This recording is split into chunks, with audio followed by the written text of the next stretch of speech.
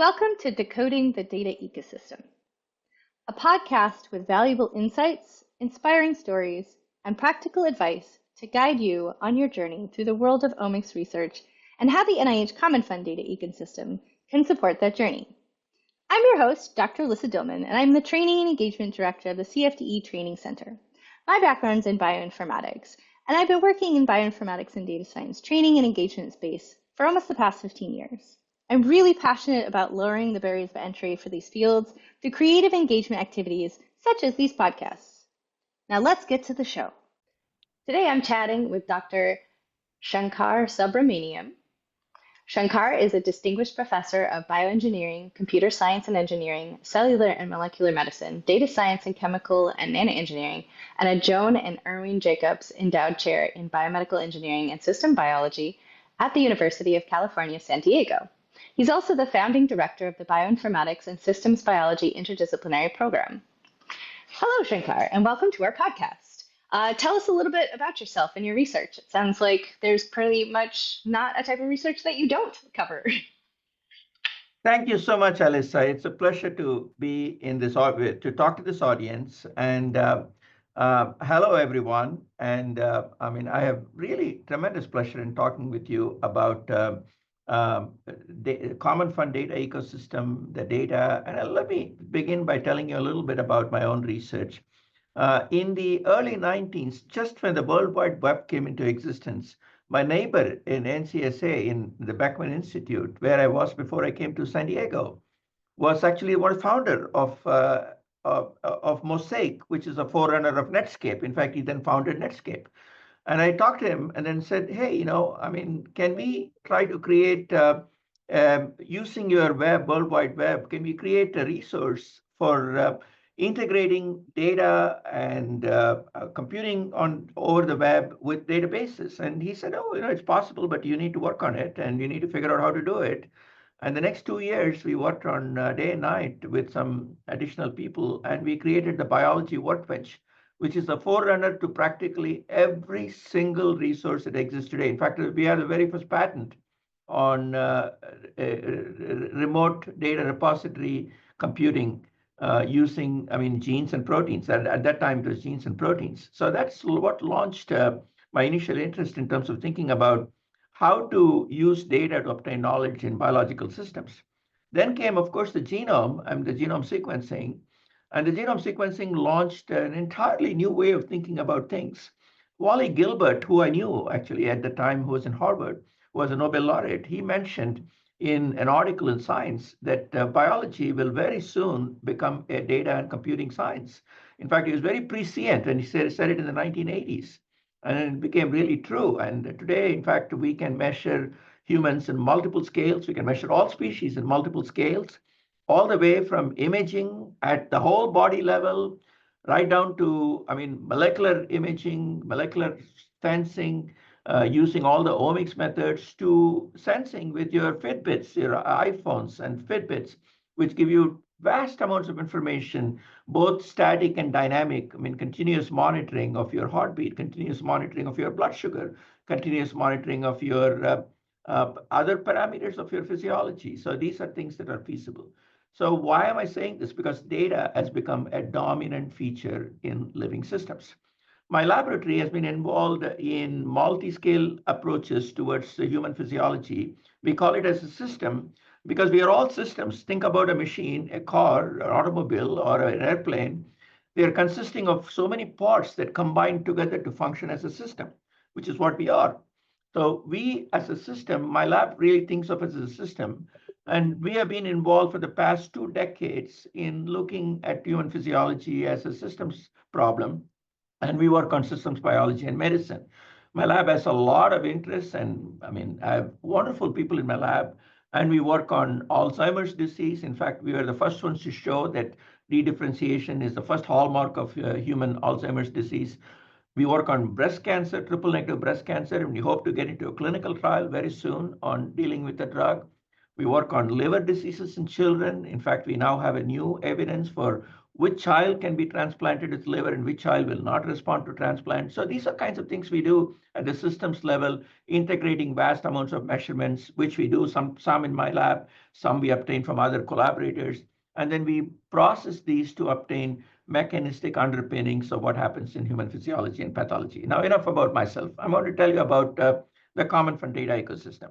NIH, recognizing the richness and the potential for making large-scale measurements on humans about 20 years ago. In fact, I still very distinctly remember my going to an NIH meeting, which was an advisory meeting for the directors. At that time, Director Harold Warmus was the one who organized this meeting, where he said, we need to really think about a generation of large-scale measurements on humans and other systems, model systems, so that we can integrate these data to obtain information in biology. This was what originated the Common Fund project. The Common Fund project now has over 40 or so, or 40 plus projects, which are multi-institutional, multi-investigator projects that make myriad measurements on various specific processes or functions. For example, there is a Common Fund a project on metabolomics, which I also direct. I'm a PI on that project. There's a Common Fund project on GTEx, which is Gene Tissue Expression Database, which really measures genes in various tissues across various human physiology.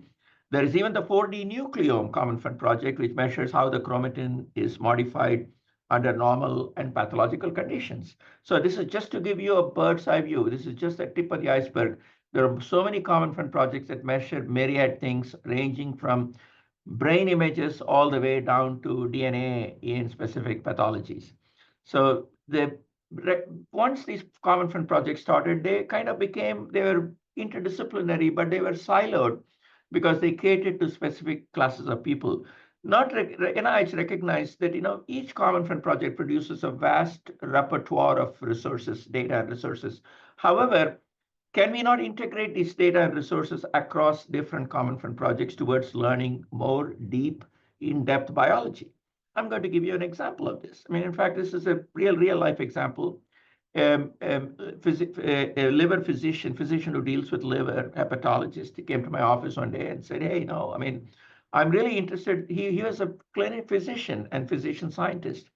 And so he said, Shankar, I'm really interested in trying to figure out, I've identified these genes. I want to know what these genes really do, in physiology, and how can we make use of it towards understanding downstream pathological conditions at various levels. I said, okay, let's sit down and look at it. So we sat down in front of a computer, and of course, he doesn't know how to do any deep computing or deep querying, etc.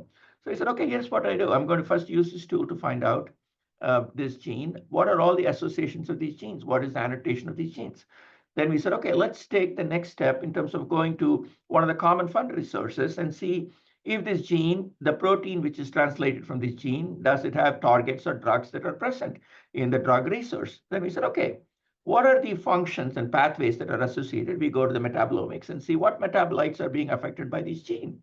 Then we go into the glycomics project, where we say, okay, how are the proteins involved in these genes glycosylated?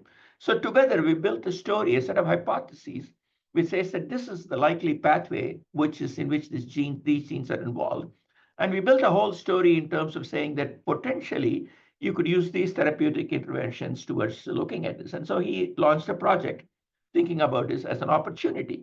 So I'm just giving you again an exemplar to tell you that the Common Fund data resources have such vast amounts of information in them that it would be possible to obtain it. However, this is easier said than done. Imagine somebody who's very, very smart, who's very computationally literate, he or she can go in and write a script and then go and extract these data, get it to their computers and do their own analysis and come up with something brilliant. However, most biologists who are the R01 researchers who write grants and who get funded, who go to the laboratory and work, they don't have an ability. It's not because they are not smart. It's just because their domain of expertise doesn't delve into writing programs and scripts and analyzing data, doing statistics, doing data processing. They don't have that skill set built into them. So we said, NIH prompted us to say, hey, How about if we build a resource which will help people to discover data across common fund resources? How about if you build a resource which will help people realize these are the tools available for doing your analysis? And how about if we tell them use cases, give them use cases, which says that these are all the potential applications. Now you can build your own use case. And what if you give them a workflow for the tool so that they can use this workflow towards ending up with outcomes that they are interested in writing an R1 proposal on, generating hypotheses. And so this was the motivation for the creation of the Data Resource Center. The Data Resource Center created by the Common Fund data ecosystem, the main objective is to bring all the common fund data, which is essentially taxpayer investments in terms of learning about human health. And so what if we bring all this data to the common public, to a research public, and saying, hey, we are going to present you with interfaces that will facilitate you to, in a very easy manner, access all the data or access the data that you're interested in, analyze the data, and then look at the data in terms of either mechanisms or pathways or phenotypes, which will help you decipher what is the next step in your own research that you need to follow.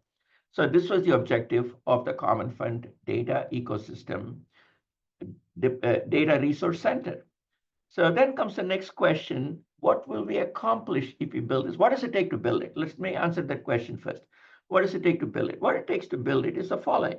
In fact, it follows very much along our notion of the workbench that I created in 1994, 95, 96 timeframe.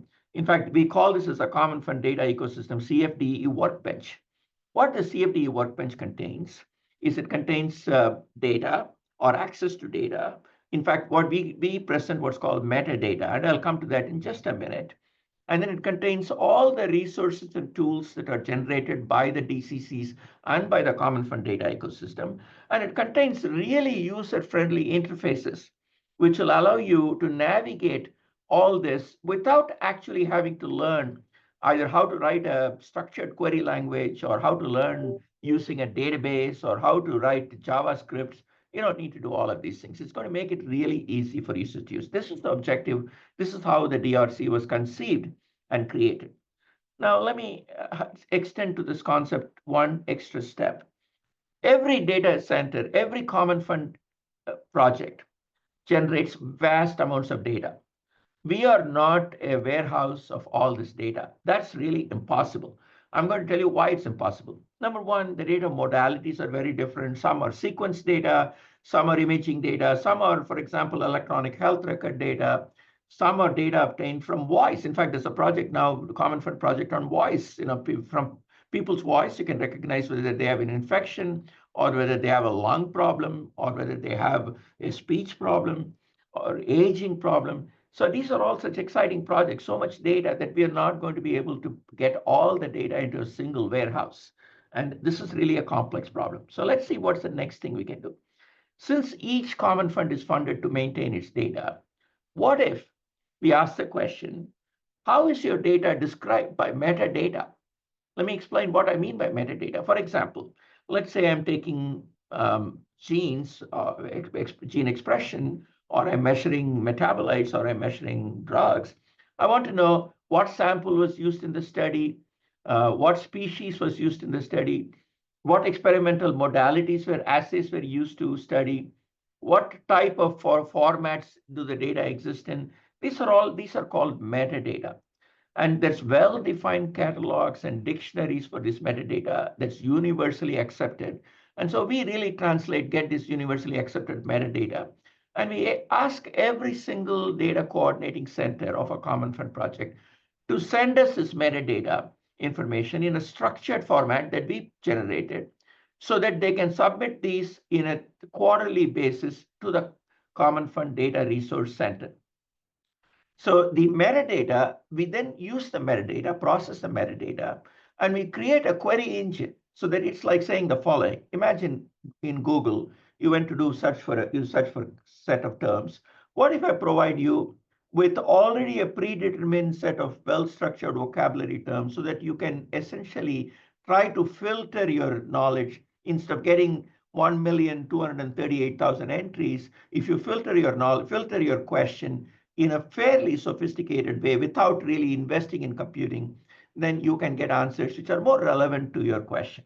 So this is the objective of how we create the metadata-driven query engine. So if you go to the Common Fund Data Resource Center website, we get information on all the metadata-based query system, which will help a researcher filter down the data to saying, for example, I want to find out all the studies that are available in type 2 diabetes in women over 40 years old with a BMI of over 30 and who are being given a drug, for example, let's say a thiazolidine diene drug. I want to know how many studies are there. It's not that we are going to provide you data of what studies are exact data. We will tell you how many studies are there. Where are these studies located? Now can I go and get these studies from the original source? So this is our goal, is to facilitate discovery of data. If you know about FAIR, FAIR is findable, accessible, interoperable, and reusable. This is the F part of FAIR, which is discovery of data. So DRC facilitates discovery of data. We are going even one step further in this process. We are now creating a knowledge graph from this metadata. So this knowledge graph will allow a user not only to understand which data element can they query or filter by, but what's the relationship between these data elements. So it's going to be a graph query interface where imagine you are given a complex discipline, where you provide a structured vocabulary for all this in a graphical format, and you can pick and choose and decide what objects do you want to merge to obtain your query, to create your query. So this is what we are creating at this point in time so that the end user will be able to very easily identify what studies are available across the Common Fund data ecosystem. So this is the first step towards building the FAIR component of knowledge. What about A component, access component? Clearly, there are two parts to this access component. Some of these Common Fund data is openly available, free, public, no restrictions, free access. And these we can provide what are called as URLs or DRS, which means that you provide a web address. Think about it just as a web address. We can provide a web address associated to the study. So an individual searching for this can go to the original web address and be able to extract the study based on availability. What about data that is not open access? Let me give you an example. For example, a study like TopMed, which is a heart, lung, and blood study looking at all the heart data, human heart related data. You have to get permissions to get that data. You need to have, for example, access to get health, even unidentified but restricted, HIPAA restricted data. So you need to get some access to get that. So all we can do is to say that this data is available in a TopMed resource. Now it's up to you to go and get permissions to access this data and obtain it. So this is the second part of the access component of FA. Interoperable, this is where it becomes very interesting. Now, obviously, when you want to integrate genomic data and metabolomic data, for example, or proteomic data and metabolomic data, there is no off-the-shelf tools or software. I cannot just go in and say, hey, integrate these two data types. It doesn't mean anything. So you have to have context, and you need to have ability to do it. So Common Fund data ecosystem, in its first instantiation, funded the creation of a large number of tools and resources and APIs. APIs are application programmer interfaces. And this is not something where you have to learn how to program. You can just simply learn how to use an API to obtain an end result that you want. So we created across the Common Fund data ecosystem tools and resources which will play with each other so that we can say we can give an input data and pipe it down through these workflows, and the workflow will take you through the tools and do an analysis and give you end results. This is much more complex than what I'm describing to you, but you can do it. Today we are becoming more and more able to integrate different types of data towards producing knowledge. So this is something that the DRC, the Data Resource Center of the Common Fund data ecosystem does. Now, this is all very good, but imagine you're a university researcher, you're a student, graduate student who is joining a biolab, You're saying you're going to tear your hair and say that, hey, I mean, all this is great, but how do I know what I can use? How do I use it? So we need to train people on thinking about it. So we need to have workshops. We need to have ability to coax people into thinking, hey, if you only did X, Y, and Z, imagine the outcome that you're going to get. So we generated a number of workshops. We generated online workshops, webinars, and resources. But most importantly, we learn through examples. This is human, to learn through examples. So we created what we call as use cases. We have about 20, 30 use cases in the Common Fund Data Ecosystem Data Resource Center. These use cases are soup to nuts, which means that you start at a given point, you go to the complex machinery of how to use all these tools. We walk it through in such an easy manner that people learn how to do things on their own using all these vast amounts of data. And this is really clearly the starting point of a journey that a researcher undertakes, starting from his or her graduate studies all the way up to their advanced career in research. So our goal is to bring data and knowledge to people in a way that makes it extremely easy for people to use, yet at the same time, bring the complexity and the sophistication associated needed for doing all this analysis into break it down into a simplified version that people can use. So this is the goal. I mean, this is the deep goal of the Common Fund data ecosystem. And very last, finally, I should tell you that, I mean, we have worked on one component of the Common Fund project for a long, long time, way before the Common Fund data ecosystem started. This is the Metabolomics Workbench. I started the Metabolomics Workbench in 2013, and in 2003, we started the Lipid Maps project, which actually was the forerunner of the Metabolomics Workbench. The Metabolomics Workbench is really immense. It's the only national resource which contains metabolomics data, and it's only international resource, which makes it easy for accessing all the metabolomics data. Now, why do I care? Why should we care about metabolomics? Think about the following. Imagine I want to look at your physiology. You go to your physician's doctor's office. What does the doctor tell you? Do a metabolic panel. What does a metabolic panel mean? They are going to measure your blood sugar, fasting blood sugar. They're going to measure your creatinine concentration. They're going to measure a myriad number of, your cytokines or chemokines, whatever, myriad number of molecules. And they come back and tell you, come back after a week and they tell you, hey, your blood looks great. Everything is fantastic. Your LDL is good. Your HDL is good. Your cholesterol levels are good. It's great. Now, these are metabolites. These metabolites are endpoints of human physiology. Imagine a person having insulin resistance or diabetes, their hemoglobin A1C level is going to be higher. It's going to be 6.5, 7, 7.5, instead of being 4.5 or 5. So these are indicators of human physiology. Metabolites are endpoints of human physiology. Metabolome defines the human being to some extent, the physiological state of the human to some extent.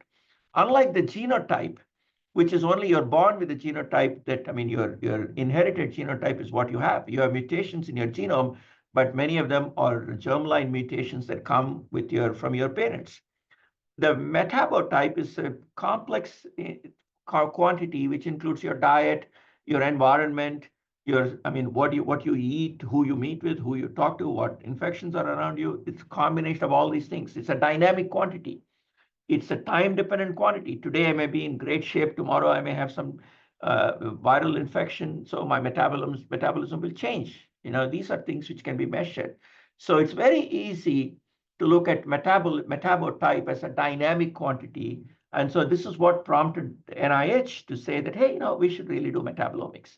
And so the mass spectrometry methods, the revolution in mass spectrometry methods that came about 20 years ago and continues to evolve is what makes it possible. Today, we can measure 20,000 metabolites in my human serum or blood and then try to decipher. Today, I can measure it next week, I can measure it the week following that, and I can say, hey, how is it changing?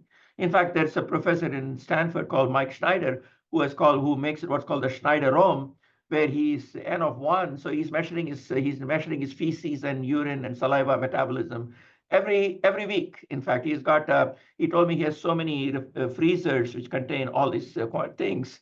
I'm not gonna lie, that sounds super stressful. I know.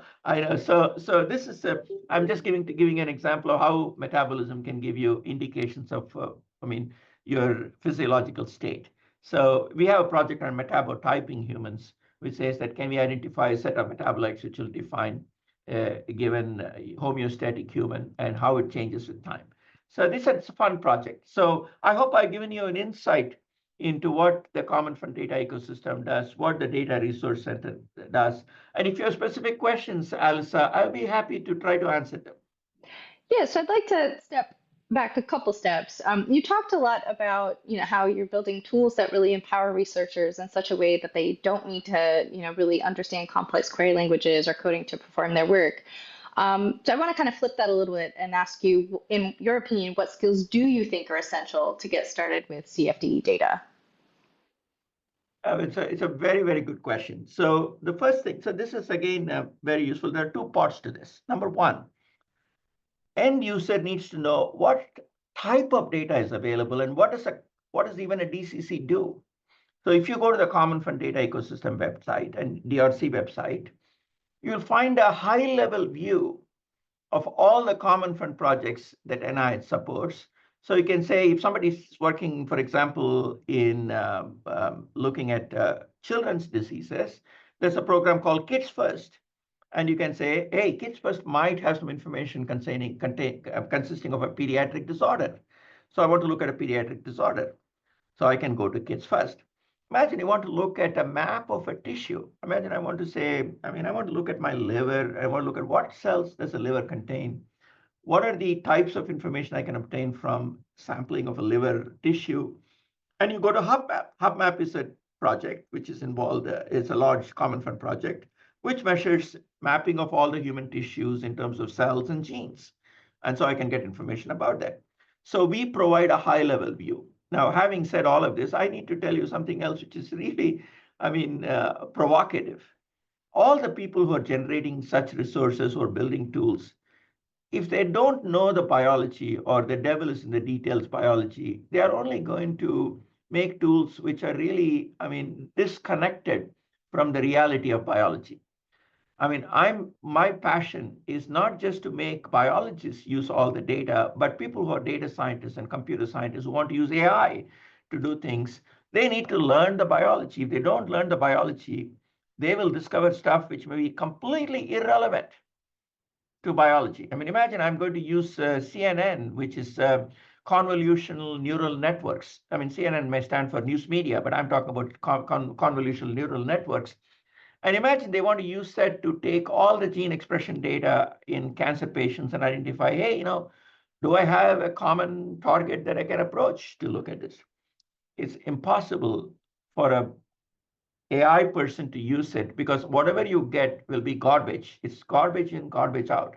So you need to really understand the biology and how to select data, how to, use our knowledge of biology into data towards discovery of more knowledge. So this is clearly the direction to go.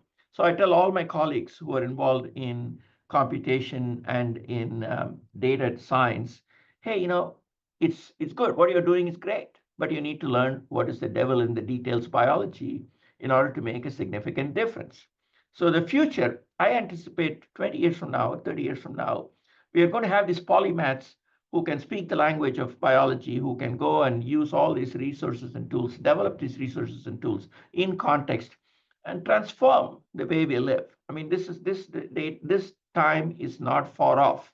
I'm going to tell you, in fact, I talk to my physician friends and I tell them, imagine the scenario where a patient walks into your office and you have a system which diagnoses the patient automatically in multiple ways.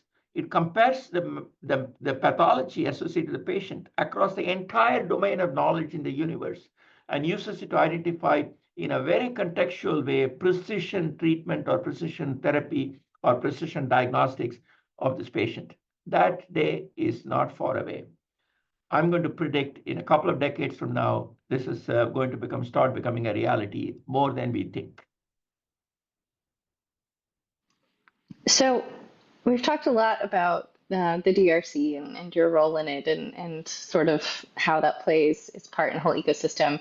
But as you mentioned, the DRC is sort of helping to support all of the different data coordinating centers, and you are the lead investigator for the metabolomics workbench. And while we are aiming to have chats later in the series about the different programs and data coordinating centers, I did want to at least ask if you could tell sort of like maybe your favorite story thus far for your work in the metabolomics workbench. Thank you very much. A really interesting question. So when we started with metabolomics, there's not even a common way of defining a metabolite. I mean, it'll be so amazing to you that people call, for example, sugar as sugar, glucose, I mean, polysaccharide. You've got so many different ways of saying it. So nobody has a common understanding of what it means, right? So therefore, this is really one of the biggest challenges we faced in the metabolomics workbench, where we had to harmonize all this data and information. We had to harmonize the language with which you speak about these things. So that was the origin of the metabolomics initiative. Now, I mean, I still remember very distinctly, we had a very interesting project dealing with a children's disorder. And this colleague of mine who was at the University of Michigan, he was getting vast amounts of these samples from the hospital dealing with children's diseases, and they were trying to get an understanding of how can we use the metabolism to decipher the degree to which a child is ill with this particular disorder, given the fact that I'm not supposed to disclose what diseases it is. I'm going to give you a general view of this, big idea of this. So we really took all these metabolomic measurements from this child, and we tried to build a clear understanding of how the children were affected at various levels. So it gave us the first time a picture. In fact, one of my colleagues has now a drug target and a drug which really deals with this disease. So this is giving you a very simple example of how metabolomics has transformed the way people think about things. In addition to that, today, in fact, again, I don't know how much you are familiar with liver disorders.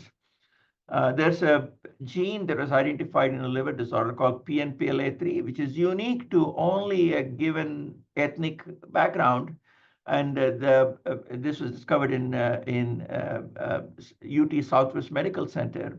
And this gene is really involved in a complex metabolism in human physiology. And people have now mapped this entire gene presence to non-alcoholic fatty liver disease, non-alcoholic steatohepatitis. In fact, we published one of the early clinical studies on how we can use just about 15 metabolites to discriminate between how a fatty liver disease goes into NASH. NASH is a steatohepatitis. So this is the kind of things that emerge from using these multi-omics data. I really love the fact that we are able to translate all the data we measure into something that is concrete. I hope that illustrates the power of this. I think you were also asking the question in the background, how do different common fund projects, how do common fund data centers talk to DRC, and how do we communicate with them? And I play a dual role of being in metabolomics and communicating with DRC with myself, but I also need to communicate with other data coordinating centers. We have a fantastic relationship with all the data coordinating centers. And the reason we have this relationship, because we understand the data. I cannot walk, in fact, when CFDE was originally formed, I still remember Owen White, who was at that time running the Common Fund Data Center. He came to every single data coordinating center and tried to learn what they were doing. I think this, to me, was a fantastic step towards understanding what types of data exist. So in fact, being in systems biology for a long time, I really know every single data coordinating center, what type of data they're generating. We try to understand their metadata structure. We try to then harmonize these data. We try to convince them, hey, your data is richer than what you think. It's fantastic for what you're doing. But if I only can integrate your data with my data, it's going to produce really beautiful results. So this is how we communicate. We have regular meetings, monthly meetings, steering committee meetings involving the data coordinating centers.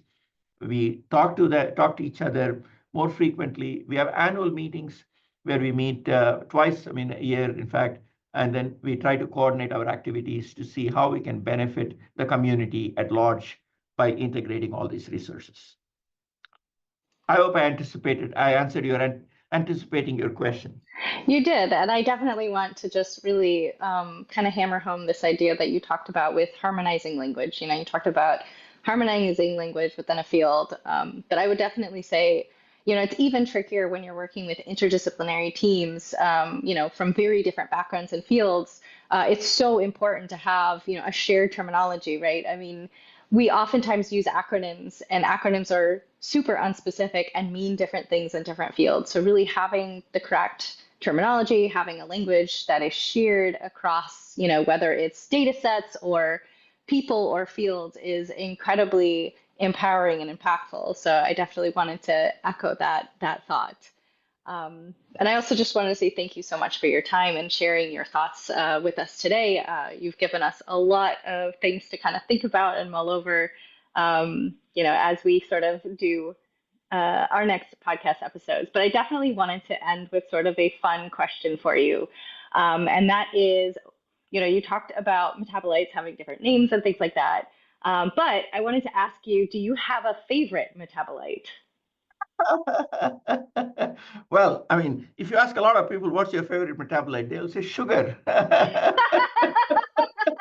That's sweet, right? That's fair. That's fair. I suppose from a personal aspect, yes. From a research aspect, though. Well, I mean, I'm sure there are tons of metabolites. To me, I'm fascinated by trying to understand metabolites that are universally affecting humans, especially in modern times with the diet and so forth. And so I think sterols, especially sterols associated with, I mean, LDL and HDL and all those things, they're really interesting because it's a question of understanding at the physiological level, how does your liver process these things? How does your, I mean, kidney process these things? So this really becomes very interesting towards understanding physiology. So, I mean, I'm not saying this, I mean, there are tons of metabolites. I can't be, it's like choosing one student over another in a classroom. I can't do All the that. metabolites are your children. No favorites here. Okay. Well, thank you so much again for your time. I really appreciate you coming to chat with us today. And thank you so much for sharing your insights and have a wonderful rest of your day. My pleasure. You have been listening to Decoding the Data Ecosystem, a CFDE Training Center podcast. Be sure to check out our other episodes in this series. Find out more information about CFDE data and tools that may be valuable to your research by visiting our website.